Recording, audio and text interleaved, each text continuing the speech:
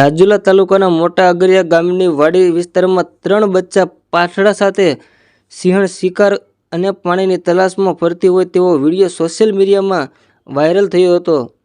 ત્યારે મોટા અગરિયા ગામની વાડી વિસ્તારમાં 3 બચ્ચા સાથે સિંહણ જોવા મળી।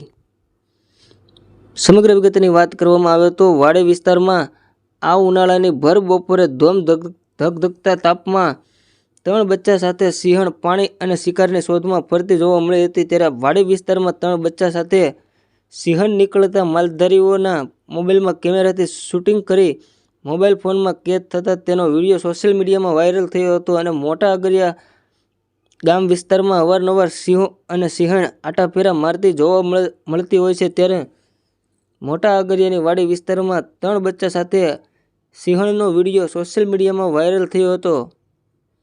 રિપોર્ટર મનીષ મહેતા, રાજુલા।